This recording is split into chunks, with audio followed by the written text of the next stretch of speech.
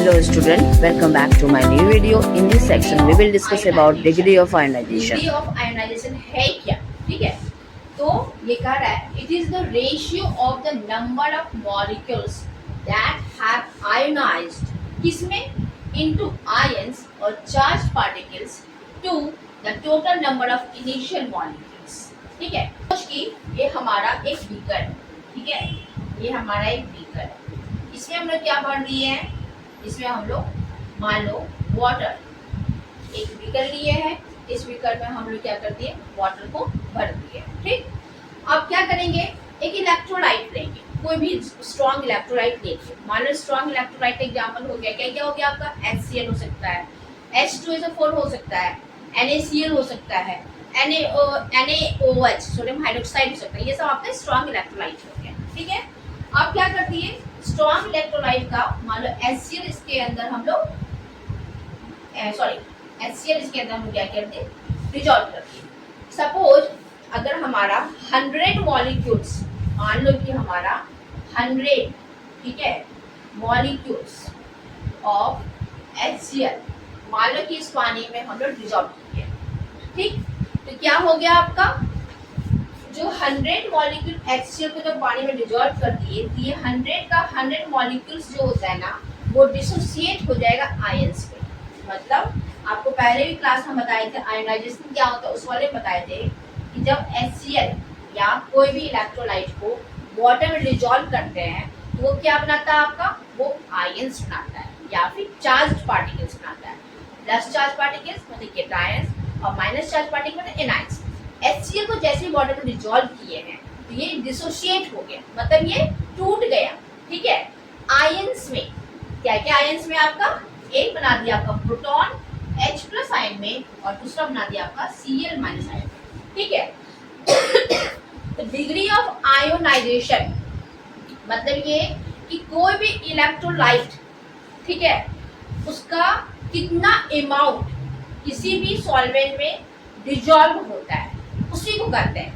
अगर मान लो हम स्ट्रॉन्ग इलेक्ट्रोलाइट का बात करते हैं, सपोज स्ट्रॉन्ग इलेक्ट्रोलाइट में हम HCl यूज किए. ठीक, HCl का 100 मॉलिक्यूल्स को मान लो एक बीकर में हम पानी लिए, डिस्टिल्ड वाटर लिए, वो 100 मॉलिक्यूल्स ऑफ HCl को इस वाटर में डिजॉल्व कर दिए. तो क्या हो गया? 100 का 100 HCl मॉलिक्यूल्स जो है वो डिसोशिएट हो जाएगा इनटू आयंस में. 100 जितना डाले थे total number of molecules HCl का, वो टोटली डिसोशिएट हो जाएगा. ठीक है, तो ये क्या हो गया? इसी वजह से आपको HCl को स्ट्रॉन्ग इलेक्ट्रोलाइट कहते हैं, क्योंकि इसका टोटल जितना भी मॉलिक्यूल्स होता है ना इलेक्ट्रोलाइट का, वो टोटली आयोनाइज जाता है, मतलब टोटली वो आयंस में कंप्लीटली वो बना देता है. तो इस केस में जो हम लोग फॉर्मूला क्या लिखे हैं? डिग्री ऑफ आयोनाइजेशन, जिसको कि हम लोग अल्फा से डिनोट करते हैं. इसका क्या फॉर्मूला होता है? इसका फॉर्मूला होता है नंबर ऑफ मॉलिक्यूल्स आयोनाइज. मतलब कि मान लो कि 100 मॉलिक्यूल्स दिए है, ठीक है, 100 में से अगर मान लो कि हमारा 99 मॉलिक्यूल्स आयोनाइज हो गया, मतलब वो आयंस में कन्वर्ट कर दिया, वो divided by total number of molecules taken, मतलब हम लोग लिए कितना थे? 100. यही वैल्यू को हम लोग करते हैं डिग्री ऑफ आयोनाइजेशन. ठीक, अगर मान लो इस केस में हम लोग टोटल जो मॉलिक्यूल्स हम लिए थे, total number of molecules dissolve करने से पहले जो लिए थे, मान लो कि हम लिए थे वो 100, मान लो कि वो हम 100 मॉलिक्यूल्स लिए थे. ठीक है, मॉलिक्यूल्स लिए थे. जब ये इसको पानी में डिजॉल्व किए हैं तो इसमें से 99 मॉलिक्यूल्स जो होता है वो डिसोसिएट हो गया. मतलब ये 99 मॉलिक्यूल्स जो होता है ना आपका, मॉलिक्यूल्स होता है ना, वो H+ आयन में और Cl- आयन में कन्वर्ट हो गया. ठीक, इस केस में अगर आपको बोला जाएगा कि what is the degree of ionisation of HCl, आप कैसे निकालोगे? इस फॉर्मूला पे आप इसको फिट करोगे. क्या होगा इस फॉर्मूला का value? Alpha equal to number of molecules ionise. कितना मॉलिक्यूल्स जो है HCl का वो आयोनाइज हुआ है, मतलब डिसोसिएट हुआ है, मतलब कितना मॉलिक्यूल्स HCl का आयंस बनाया है. तो हम लोग 100 लिए थे, 100 में 99 मॉलिक्यूल्स HCl क्या हुआ था? आयोनाइज हो गया ना, मतलब 99 मॉलिक्यूल्स जो है वो H+ आयन और Cl- में बना लिया है. वो हम लिखेंगे क्या? ऊपर में लिखेंगे 99 और नीचे क्या है आपका?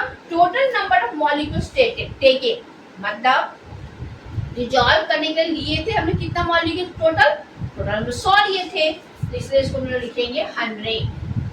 इसका वैल्यू क्या आ सकता है आपका 0.99। ठीक है, तो मतलब ये क्या हो गया, ये अप्रोक्सीमेटली आपका यूनिटी के पास आया 1%। मतलब ये कह सकते हो क्या कि स्ट्रॉन्ग इलेक्ट्रोलाइट का डिग्री ऑफ आयोनाइजेशन का वैल्यू जो होता है ना, वो नियरर टू 1 यूनिटी होता है। क्लियर हो गया आप लोगों का। मान लो कि हम 10 मॉलिक्यूल्स एसिटिक एसिड कर लिए, ठीक, उसको हमने क्या किए, एक बीकर में डाल दिए। ठीक, अब जब उसके बाद कोई पूछेगा कि जैसे इस बीकर में एसिटिक एसिड को हम लोग डाले हैं, ये आयनाइज होगा, मतलब ये आयंस में डिसोसिएट होगा, टूटेगा, आयंस बनाएगा आपका वो। तो कितना मॉलिक्यूल्स आयन बनाया है वो डिवाइडेड बाय हमने कितना मॉलिक्यूल्स उस बीकर में डाले थे, वो यही हो गया इसका डिग्री ऑफ आयोनाइजेशन। तो डिफरेंशिएशन क्लियर हो गया आप लोगों का। It is the ratio of the number of molecules that have ionised into ions और चार्ज पार्टिकल्स, मतलब वो रेशियो जो कि कितना मॉलिक्यूल्स या आयंस जो मॉलिक्यूल्स जो होता है आयंस या चार्ज पार्टिकल्स बनाता है, वो divided by total number of molecules जो है ना, कितना हम लोग लिए थे डिजॉल्व करने के लिए, वो इसी को कहते हैं डिग्री ऑफ आयोनाइजेशन। अब क्या बोलता है, डिग्री ऑफ आयोनाइजेशन जो होता है ना, स्ट्रॉन्ग इलेक्ट्रोलाइट के लिए इसका वैल्यू नियरर टू 1 यूनिटी आएगा, लेकिन वीक इलेक्ट्रोलाइट के केस में डिग्री ऑफ आयोनाइजेशन का वैल्यू जो होता है ना, वो 1 से बहुत कम होता है। ठीक, अभी आप कंफ्यूज मत होना कि strong electrolyte and weak electrolyte किसको कहते हैं। स्ट्रॉन्ग इलेक्ट्रोलाइट मतलब वही हुआ वैसा सब्सटेंस जो कि कंप्लीटली आयोनाइज हो जाए। ठीक है, अगर 100 मॉलिक्यूल्स लिए हैं HCl का, तो 100 मॉलिक्यूल्स ऑफ HCl जो है वो कंप्लीटली टूट जाए। ठीक है, अगर मान लो कि HCl H2SO4 का 50 मॉलिक्यूल्स लिए हैं पानी में डिजॉल्व करने के लिए, तो 50 को 50 H2SO4 जो है वो आपका कंप्लीटली टूट जाए। क्वेश्चन पूछा जा सकता है, कोई आपको वीक इलेक्ट्रोलाइट दे दिया जाएगा, ठीक है, उसके बाद पूछा जाएगा इसका डिग्री ऑफ आयोनाइजेशन का वैल्यू क्या है।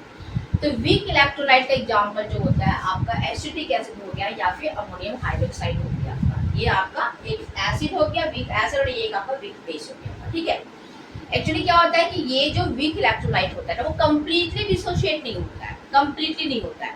सपोज इसका अगर हमको डिग्री ऑफ आयोनाइजेशन निकालना होता है, पहले आप पढ़ लो कि वीक इलेक्ट्रोलाइट का जो डिग्री ऑफ आयोनाइजेशन का जो वैल्यू होता है ना, वो आपका ये मतलब कि यूनिटी से 1 से बहुत कम होता है। ठीक है, कैसे, फॉर एग्जाम्पल अगर मान लो ये हमारा बीकर है, ठीक है, ये हमारा बीकर है, इसके अंदर हम लोग क्या कर दिए, इसके अंदर हम लोग पहले से ही इसमें हम लोग वाटर को ऐड कर दिए, वाटर मतलब पानी, इसमें हम लोग पहले से वाटर को ऐड कर दिए। ठीक है, अब हम क्या कर दिए, अब हम लोग ये कर दिए कि हम लिए acetic acid molecules, acetic acid को हम लोग इसके अंदर डिजॉल्व कर दिए, पानी में डिजॉल्व कर दिए। एसिटिक एसिड का बात कर रहे हैं, क्योंकि वो वीक इलेक्ट्रोलाइट है, मतलब कंप्लीटली टूटेगा नहीं, कंप्लीटली आयंस में नहीं कन्वर्ट होगा। तो इसमें से हो सकता है कि क्या होगा, इसमें से मान लीजिए कि 5 तो एसिटिक एसिड जो है वो आपका आयंस बना दिया, चलो 5 नहीं मानो 10 ही, 5 से 10 मॉलिक्यूल्स जो है ना वो आयंस बना दिया। मतलब ये हुआ जैसे एसिटिक एसिड का मान लो 100 मॉलिक्यूल्स को हम लोग पानी में डिजॉल्व किए, तो क्या होता है, डिजॉल्व करने के बाद वो आयंस में कन्वर्ट होता है। ठीक है, आयंस बना देता है आपका, इसको कहते हैं एसीटेट आयन। अब प्लस क्या बनाएगा आपका, एक प्रोटॉन रिलीज करेगा H+ आयन। ठीक है, तो मान लो कि 100 मॉलिक्यूल्स एसिटिक एसिड का लिए हैं, तो 100 को आपका एसिटेट आयन और H+ आयन होना चाहिए था अगर वो स्ट्रॉन्ग रहता तो, लेकिन ये स्ट्रॉन्ग नहीं है, ये वीक है, इसलिए अगर 100 ले रहे हैं तो वो हो सकता है कि वो सिर्फ 5 ही मॉलिक्यूल्स देगा, 5 ही आयंस देगा, एसिटेट आयन 5 ही देगा, 5 टॉप का एसिटेट आयन देगा और 5 टॉप का H+ ही आयन देगा। तो बाकी 95 कहाँ है, वो उसी सॉल्यूशन में रह जाएगा। ठीक है ना, उसी सॉल्यूशन में रह जाएगा। इस केस में जब वो कंप्लीटली डिजॉल्व नहीं हो रहा है, कम डिजॉल्व नहीं, डिसोसिएट नहीं हो रहा है, तो वीक इलेक्ट्रोलाइट के केस में आपको बोला जाएगा डिग्री ऑफ आयोनाइजेशन निकालने के लिए। आप कैसे निकालोगे? इस केस में अल्फा इक्वल टू क्या बताए थे, कितना मॉलिक्यूल्स, कितना आयंस, उस मॉलिक्यूल्स का टोटल कितना आयंस जो होता है वो डिसोसिएट हुआ है। तो हम क्या लिखे यहाँ पे, सपोज 5 ही आयंस में कन्वर्ट हो रहा है, 5 मॉलिक्यूल्स जो है ना एसिटिक एसिड का, वो ही सिर्फ आयंस बना रहा है। तो फॉर्मूला के अनुसार ऊपर में क्या लिखाएगा, 5 मॉलिक्यूल्स ऑफ किसका, 5 मॉलिक्यूल्स ऑफ किसका, आयंस का लिखाएगा, डिवाइडेड बाय हम लोग टोटल एसिटिक एसिड का कितना मॉलिक्यूल्स लिए थे, 100 लिए थे, 100 लिए थे ना, 100। जब इसको आप ये करोगे तो क्या होगा, 5/100 का क्या होता है, 5/100, तो 0.05, तो मतलब 0.05 वैल्यू आ रहा है। डिग्री ऑफ आयोनाइजेशन आपका एसिटिक एसिड का 0.05 आ रहा है। हम लिखे क्या थे, degree of ionisation for weak electrolyte is much less than unity, मतलब 1 से बहुत कम। कहीं भी आपको लग रहा है कि ये 1 के बराबर होगा, नहीं ना लग रहा है, तो ये हो गया आपका much less than unity. I think clear हो गया आप लोगों का, डिग्री ऑफ आयोनाइजेशन बिल्कुल क्लियर हो गया। ठीक है, फिर सब पेपर रिपीट करते हैं।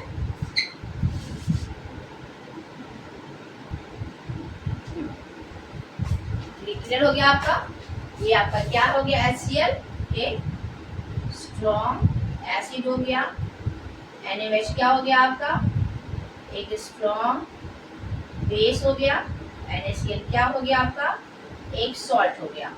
स्ट्रॉन्ग एसिड, स्ट्रॉन्ग बेस, जब आपका आयंस में डिसोशिएट हो रहा है, इस प्रोसेस को कहेंगे ionisation when dissolve in water या एक्वा सॉल्यूशन में। ठीक, जब आपका कोई सॉल्ट है, टेबल सॉल्ट NaCl है आपका, जब इसको हम लोग वाटर में डिसॉल्व करते हैं, ठीक है, वो डिसोशिएट होता है आपका सोडियम आयन में NCl माइनस आयन। इस प्रोसेस को कहते हैं इलेक्ट्रोलाइटिक डिसोसिएशन।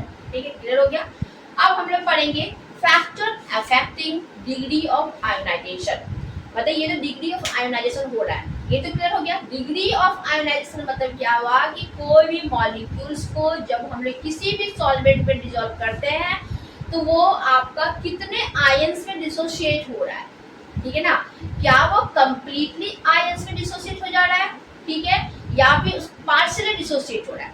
अगर वो कंप्लीटली डिसोशिएट हो रहा है मतलब वो स्ट्रॉन्ग इलेक्ट्रोलाइट है, ठीक है। अगर वो पार्शियली डिसोशिएट हो रहा है मतलब पार्शियली आयंस बना रहा है, जैसे कि अभी हम आपको बताए थे कि अगर 100 मॉलिक्यूल्स एसिटिक एसिड का ले रहे हैं तो सिर्फ 5 मॉलिक्यूल्स ही आपका आयंस बना रहा है, मतलब एसिटेट आयन और H+ आयन। बाकी 95% जो है आपका 95 मॉलिक्यूल्स जो है ना उस सॉल्यूशन में वो अनडिसोशिएट फॉर्म में ही रह गया है, ठीक है। बाद में क्या होगा, इन दोनों के बीच में एक इक्विलिब्रियम आ जाएगा, मतलब कि अब इसमें से कोई भी मॉलिक्यूल्स फाइनली वो डिसोशिएट नहीं होगा। ये हो गया आपका वीक इलेक्ट्रोलाइट। तो अब जो नेक्स्ट टॉपिक आप लोगों को पढ़ना है सिलेबस में है आपका factor affecting degree of ionisation, मतलब ऐसा कौन कौन सा फैक्टर है जिसकी वजह से डिग्री ऑफ आयोनाइजेशन बढ़ेगा या घटेगा। अगर डिग्री ऑफ आयोनाइजेशन बढ़ेगा तो या फिर घटेगा, इसके पीछे क्या क्या रीजन हो सकता है वो अभी हम डिस्कस करते हैं, ठीक है। Factor affecting degree of ionisation में आपका 4-5 पॉइंट है जो कि आपका डिग्री ऑफ आयोनाइजेशन को अफेक्ट करता है। जो फर्स्ट पॉइंट है आपका वो है आपका nature of the solute. Nature of the solute पे भी डिग्री ऑफ आयोनाइजेशन जो होता है वो डिपेंड करता है। कैसे, अगर मान लो कि अभी जस्ट हम बताए थे कि अगर सॉल्यूट के नेचर पे इलेक्ट्रोलाइट जो है, जैसे कि आपका इलेक्ट्रोलाइट पे क्या क्या बताए थे, जैसे कि आपका एक NaCl इलेक्ट्रोलाइट है, जैसे कि आपका एक HCl इलेक्ट्रोलाइट है, अगर जैसे कि आपका H2SO4 इलेक्ट्रोलाइट है, जैसे कि नेचर ऑफ द सॉल्यूट, जब इस इलेक्ट्रोलाइट को हम लोग वाटर में क्या करते हैं, डिसॉल्व करते हैं, ठीक है, तो ये इसमें से कुछ इलेक्ट्रोलाइट कंप्लीटली डिसोशिएट होता है, कुछ आपका पार्शियली डिसोशिएट होता है। तो ये जो आपका है ना NaCl, HCl, H2SO4 ammonium hydroxide, यही आपका सॉल्यूट हो गया। जब इसको हम लोग वाटर में डिसॉल्व करेंगे तब वो आपका सॉल्यूशन बना देगा, पहले वो सॉल्यूट है। तो इसके ही ये जो सॉल्यूट है ना, ये सब आपका क्या कहलाएगा, आपका ये सब आपका सॉल्यूट कहलाएगा। इसके नेचर पे डिग्री ऑफ आयोनाइजेशन डिपेंड करता है। कैसे डिपेंड करता है? नेचर पे। अगर हम बात करते हैं NaOH, सोडियम हाइड्रोक्साइड का मान लो हम बात करते हैं, ये क्या है? ये एक आपका स्ट्रॉन्ग इलेक्ट्रोलाइट है। क्या है ये आपका? ये आपका स्ट्रॉन्ग इलेक्ट्रोलाइट है, ठीक है। जब इस सोडियम मतलब ये एक आपका क्या है? एक स्ट्रॉन्ग बेस भी है आपका। ये क्या है आपका? एक स्ट्रॉन्ग बेस भी है। जब इस स्ट्रॉन्ग इलेक्ट्रोलाइट, स्ट्रॉन्ग बेस को हम लोग क्या करेंगे? जैसे ही हम लोग इसको पानी में डिजोल्व करेंगे, इसमें हम लोग क्या कर दिए, एक वाटर हो गया और एक आपका NaOH हो गया। तो चूंकि ये NaOH जो स्ट्रॉन्ग इलेक्ट्रोलाइट है, पानी में डिजोल्व करेंगे तो क्या होगा इस केस में आपका? ये कंप्लीटली आयोनाइज हो जाएगा। एंड लोग 50 मॉलिक्यूल्स हम यूज कर रहे हैं ये वाला, तो ये आपका 50 मॉलिक्यूल्स आपका ये बना देगा, 50 मॉलिक्यूल्स आपका हाइड्रोक्सिल आयन बना देगा। ये कंप्लीटली डिसोसिएट हो जाएगा, ठीक है। नेचर पे डिपेंड करता है। अगर मान लो कि हम अमोनियम हाइड्रोक्साइड का यूज करते हैं NH4OH को, जो कि हमारे क्या है? एक वीक बेस है, ठीक है। तो अगर मान लो कि इसका हम 50 मॉलिक्यूल्स यूज कर रहे हैं, तो हम क्या बताएं? ये पार्शियली डिसोशिएट होगा। ये कंप्लीटली हो जाएगा आपका, और ये आपका पार्शियली, ये आपका पार्शियली डिसोशिएट हो जाएगा। तो ये जो बनाएगा आपका, जो भी बनाएगा NH4+4 और ये हाइड्रोक्सिल आयन बना देगा। ये 50 के 50 जो मॉलिक्यूल्स है ना, वो कंप्लीटली डिसोशिएट होगा, पार्शियली होगा।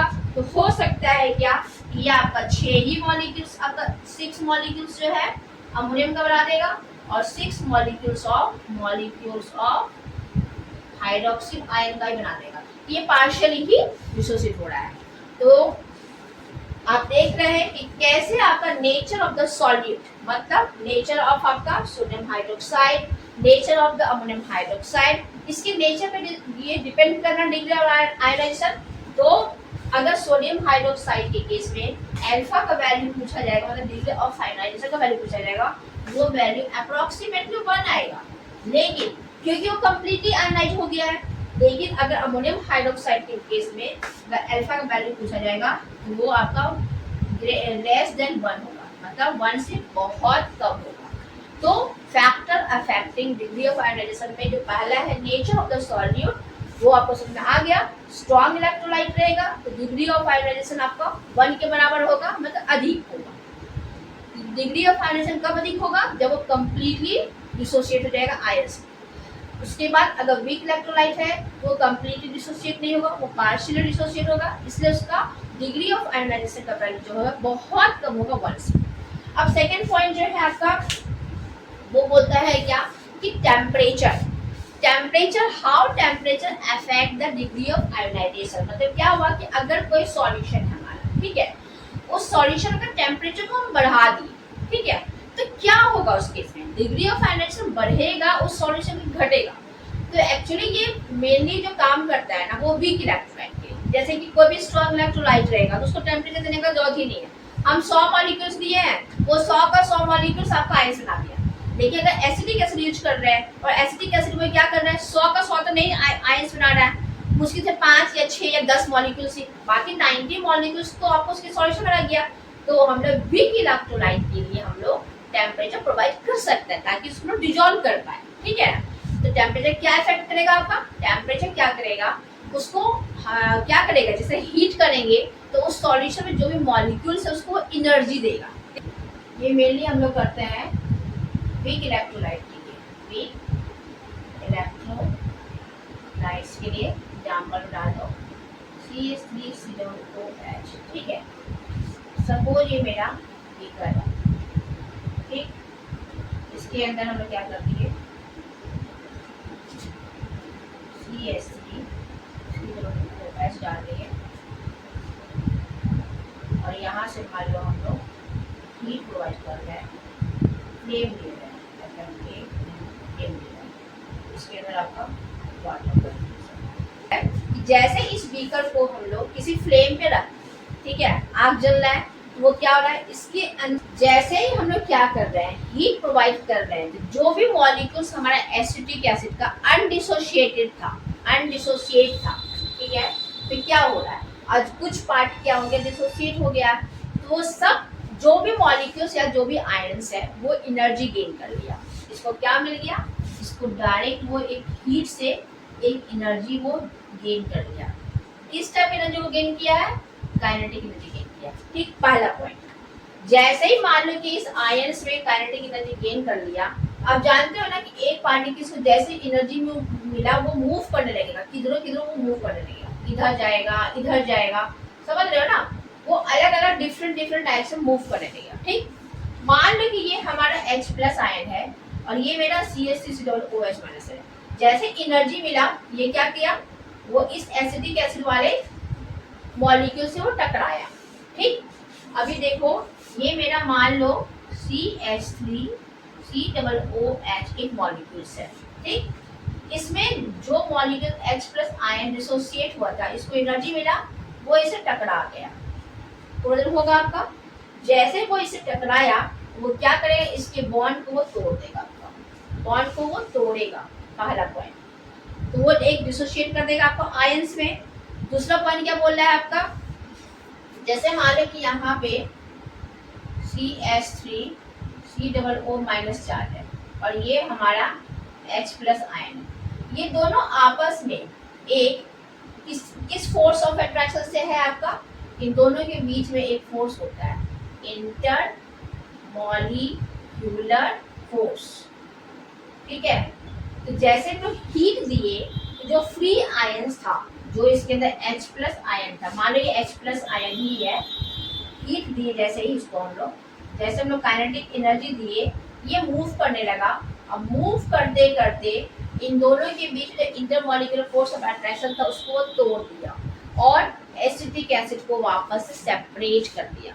तो टेम्परेचर बढ़ाने से तीन चीज होता है। पहला, टेम्परेचर बढ़ाने से एक एनर्जी हम लोग प्रोवाइड करते हैं हर एक मॉलिक्यूल्स को। ठीक, दूसरा, जो अनडिसोसिएटेड मॉलिक्यूल्स था जैसे कि एसिटिक एसिड था, ठीक, और एक जो डिसोसिएटेड मॉलिक्यूल्स था जैसे कि एसिटेट आयन था और H प्लस आयन था, वो सब क्या करेगा, आपस में कोलोजन होगा, कोलाइड्स करेगा, टकराएगा। जैसे वो टकराया तो क्या करेगा, जो एसिटिक एसिड था, ठीक है, इसे टकराया तो वो उसको फिर से दो पार्ट में वो तोड़ेगा, दूसरा। ठीक है ना। तीसरा क्या बोला है, जैसे एसिटिक एसिड है आपका, ठीक है, ये दोनों आपस में CH3COO माइनस चार्ज और H प्लस आयन चार्ज, ये दोनों आपस में एक फोर्स ऑफ अट्रैक्शन से अटैच्ड है। तो इस इंटरमॉलिक्यूलर फोर्स ऑफ अट्रैक्शन को भी आपका हीट क्या बढ़ाने से क्या होता है, वो भी उसको तोड़ देता है। तो इस तरीके से मैक्सिमम नंबर ऑफ आयंस जो होता है वो आपका डिसोसिएट होता है। वही ये बता रहा है आपका क्या, कि टेम्परेचर बढ़ाने से डिग्री ऑफ आयनाइजेशन जो है वो बढ़ता है। इंक्रीज द डिग्री ऑफ ये, क्यों, बिकॉज एट हायर टेम्परेचर क्या होगा आपका, हायर टेम्परेचर प्रोवाइड करता है मोर एनर्जी, किसको, to the molecules, leading to more frequent and energetic corrosion that break bond and allow for dissociation into ions। मतलब जो फैक्टर अफेक्टिंग में आएगा आपका, वो है आपका नेचर ऑफ द सॉल्वेंट, मतलब कि किस टाइप का सॉल्वेंट है। अगर मान लो कि हम एसिटिक एसिड एक वीक इलेक्ट्रोलाइट यूज कर रहे हैं, ठीक है, तो इसको किसी न किसी सॉल्वेंट में डिसॉल्व करेंगे। ठीक है, तो हम लोग किस टाइप के सॉल्वेंट में इसको डिसॉल्व कर रहे हैं, उस सॉल्वेंट के नेचर पे भी आपका डिग्री ऑफ आयोनाइजेशन डिपेंड करता है। The ionising power of solvent depend upon its dielectric constant.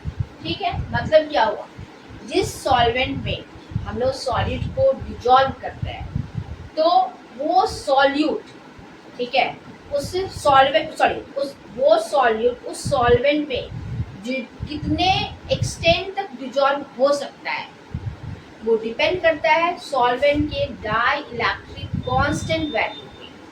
मतलब अगर कोई सॉल्वेंट लिए, ठीक है, जब उसको हम लोग किसी सॉल्वेंट, मतलब वाटर लो चाहे बेंजीन लो, किसी सॉल्वेंट में हम लोग डिसोसिएट कर रहे हैं, डिसॉल्व कर रहे हैं, तो वो जो सॉल्वेंट है ना, उस सॉल्वेंट का डाई इलेक्ट्रिक कांस्टेंट पे एक वैल्यू होता है, इस पर डिपेंड करता है क्या, ionising power of solvent, suppose मान लें कि हम एसिटिक एसिड लिए, ठीक है।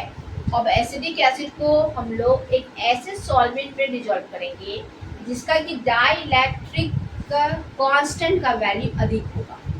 आप कंफ्यूज हो रहे होंगे कि डाइइलेक्ट्रिक कांस्टेंट क्या होता है। किसी भी सॉल्वेंट का डाइइलेक्ट्रिक कांस्टेंट मतलब ये हुआ कि ऐसा सॉल्वेंट, ठीक है, जो कि कोशिश ये करता है कि अगर कोई मॉलिक्यूल्स या इलेक्ट्रोलाइट डिसोसिएट होकर के आयंस में कन्वर्ट हो गया है तो वो वापस से उसको जुटने ना दे, वही उसका हो गया डाइइलेक्ट्रिक कांस्टेंट उस सॉल्वेंट का। वो कोशिश ये करेगा कि आयंस को हमेशा सेपरेट रखे। वो सॉल्वेंट हमेशा कोशिश ये करेगा कि अगर कोई इलेक्ट्रोलाइट उस सॉल्वेंट में डिसोसिएट हो गया है, डिसोसिएट हो गया आयंस बना दिया है, ठीक है, केटायंस और एनायंस बना दिया है, वो सॉल्वेंट कोशिश ये करेगा कि वो वापस से मर्ज ना करे, वापस से वो इलेक्ट्रोलाइट ना बनाए। मतलब वो कोशिश करेगा वो सॉल्वेंट कि अगर वो आयंस बना दिया है तो उन दोनों को जितना दूर हो पाए रखे, ठीक है। तो जितना ही अधिक वो सेपरेट रखेगा इसका क्या होगा, उतना अधिक आयंस का फॉर्मेशन होगा, और जितना अधिक आयंस बनेगा उतना ही आपका क्या होगा, डिग्री ऑफ आयनाइजेशन उस सॉल्वेंट का अधिक होगा, ठीक है।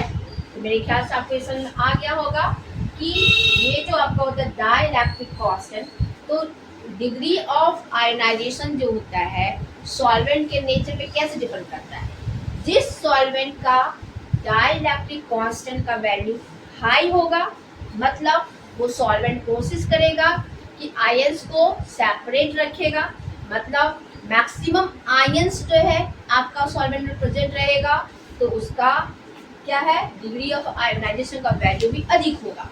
तो किसी भी सॉल्वेंट का अगर डाइइलेक्ट्रिक कांस्टेंट का वैल्यू हाई है तो डिग्री ऑफ आयनाइजेशन का भी वैल्यू आपका हाई होगा। ये इसी पर डिपेंड करता है। ये यहाँ लिखा हुआ है the ionising power of solvent depend upon its dielectric constant. Solvent के डाइइलेक्ट्रिक कांस्टेंट पर डिपेंड करता है। अब डाइइलेक्ट्रिक कांस्टेंट किसको कहते हैं, तो it is a measure of how well the solvent, मतलब सॉल्वेंट कैसे लगता है, कैन सेपरेट या insulate opposite charge from one another.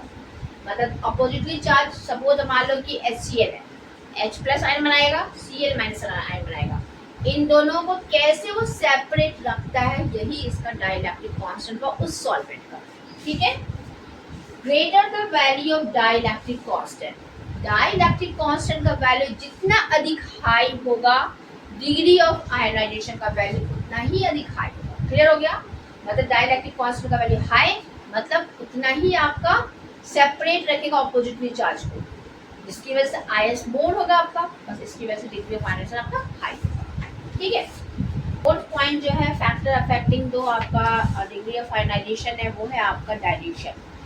कहता ये है कि अगर मान लो कि कोई सॉल्वेंट है, ठीक है, एसिडिक एसिड है या फिर कोई भी इलेक्ट्रोलाइट है, उसमें हम सॉल्वेंट डिजॉल्व करते हैं। स्पेशली ये हम लोग यूज करते हैं डाइल्यूशन का प्रोसेस जो हम लोग वीक इलेक्ट्रोलाइट के लिए ही यूज करते हैं। वैसा इलेक्ट्रोलाइट जो कम्प्लीटली डिसोशिएट नहीं हो रहा है तो हमें क्या करते हैं, उसमें हम लोग क्या करते हैं, सॉल्वेंट के अमाउंट को बढ़ा देते हैं, मतलब उसी को डाइल्यूशन करते हैं, डाइल्यूट करना, ठीक है। ऐड कर दिए एक बीकर के अंदर हम लोग, मान लो ये हमारा बीकर है, ठीक है, ये मान लो हमारा बीकर है, इसके अंदर मान लो कि हम एक सॉलिड, ये मान लो वाटर है हमारा, इसमें हम लोग मान लो एसिटिक एसिड डाल दिए, ये कम्प्लीटली डिसोशिएट नहीं हुआ है। अब इसको हम क्या करते हैं, डाइल्यूट कर दिए, डाइल्यूट, ठीक है। अब डाइल्यूट करने का मतलब क्या हो गया, अब हमने इसमें पानी, वाटर के कंसंट्रेशन को बढ़ा दिए, इसी सॉल्यूशन में हम लोग और पानी डाल दिए। इससे क्या होगा, जब और पानी डालेंगे तो वो जो आयंस है ना वो मोर डिसोसिएट होगा, सॉरी वो जो आपका इलेक्ट्रोलाइट है ना वो और डिसोसिएट होगा। समझो कैसे, यहाँ बोलता है कि the degree of ionisation increases with the increase in dilution. जैसे जैसे डाइल्यूशन बढ़ाओगे, जैसे मान लो कि पहले हम 1 लीटर में मान लो 5 मॉलिक्यूल ऑफ एसिटिक एसिड को डिजॉल्व किए, वो complete, sorry 100 molecules of acetic acid को डिजॉल्व किए, वो उसमें से सिर्फ 5 ही मॉलिक्यूल्स डिजॉल्व किया, डिसोसिएट हुआ, बाकी 95 जो एसिटिक एसिड है वो अनडिसोसिएट फॉर्म में। अब क्या किए, उसी सॉल्यूशन में 1 लीटर पानी हमने और मिला दिए। अब क्या ये ही हो गया डायल्यूशन। तो अब मोल आपका क्या आया, पानी बढ़ गया आपका, ठीक है। तो अब मोर एसिटिक एसिड जो है इसमें डिसोसिएट होगा, मान लो फिर 5 बढ़ गया आपका, फिर 5 मॉलिक्यूल्स और इसमें डिसोसिएट हो जाएगा, है ना।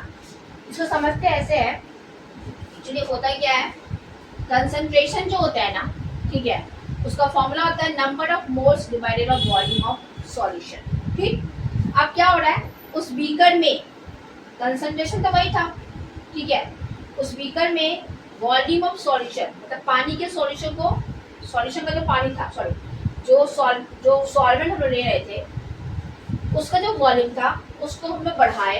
तो क्या हो रहा है, आप देख रहे हैं फॉर्मूला के अनुसार कंसंट्रेशन जो होता है वो इनवर्सली प्रोपोर्शनल टू वॉल्यूम होता है ना। अगर वॉल्यूम हम लोग उस सॉल्वेंट का बढ़ा रहे हैं, मतलब बीकर में पानी को बढ़ा रहे हैं, लेकिन कंसंट्रेशन तो फिक्स था पहले आपका, उसमें कोई चेंजिंग नहीं की, सिर्फ पानी बढ़ा रहा है, तो ये इनवर्सली होगा, कंसंट्रेशन आपका घटेगा ना। हाँ, अब क्या हो रहा है, अकॉर्डिंग टू ऑसवाल्ड्स डायल्यूशन लॉ के अनुसार क्या होता है, डिग्री ऑफ आयोनाइजेशन का वैल्यू होता है K/C रूट अंडर। यहाँ पर देखो, अगर कंसंट्रेशन घट रहा है, अगर कंसंट्रेशन घट रहा है तो क्या है, डिग्री ऑफ आयोनाइजेशन बढ़ रहा है ना, समझ आ रहा है। मतलब ये हुआ कि अगर हमारा वॉल्यूम बढ़ाते हैं सॉल्वेंट का तो क्या होगा, इस फॉर्मूला के अनुसार देखो, वॉल्यूम सॉल्वेंट का बढ़ा रहे हैं तो कंसंट्रेशन घट रहा है क्योंकि इनवर्सली प्रोपोर्शनल है, और अगर कंसंट्रेशन घट रहा है ऑसवाल्ड्स डायल्यूशन लॉ के अनुसार कंसंट्रेशन घट रहा है तो डिग्री ऑफ आयोनाइजेशन बढ़ेगा। ऐसे ही दिमाग लगाओ ना, सपोज कि 500 ml पानी में हम 10 मान लो कि 100 मॉलिक्यूल एसिटिक एसिड डाले 500 ml में, इसमें मान लो कि 10 मॉलिक्यूल्स आपका डिसोसिएट हो गया, ठीक, फिर वापस से उसी सॉल्यूशन में फिर से 500 ml पानी डाल दिए, फिर 10 हुआ ना, तो डिग्री ऑफ आयोनाइजेशन पहले से तो अधिक हुआ ना, आपका बढ़ रहा है ना, अब मोर मॉलिक्यूल्स डिसोसिएट हो रहा है, फिर से 500 ml मिला दिए तो क्या होगा, और डिसोसिएट होगा आपका आयंस, फिर से 500 मिलाएंगे और डिसोसिएट होगा।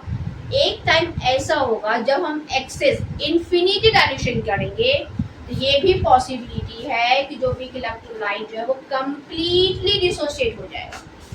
यहाँ लिखा है ना, even weak electrolyte are almost completely ionised. अगर मान लो डायल्यूशन बहुत ज्यादा तुम करते रहो, मान लो 500 में तुम्हारा 10 मॉलिक्यूल्स गया, ठीक है, 10 टाइम डायल्यूशन कर दिए मान लो, ठीक है, मान लो कि हम 10,000 लीटर कर दिए तो ऑलमोस्ट जितने भी 100 मॉलिक्यूल्स थे आपका एसिटिक एसिड का वो कंप्लीटली आपको डिसोसिएट कर जाएगा, आयोनाइज हो जाएगा। तो डिग्री ऑफ आयोनाइजेशन आपका किस पे डिपेंड करता है, वो आपका डायल्यूशन पे भी डिपेंड करता है, ठीक है।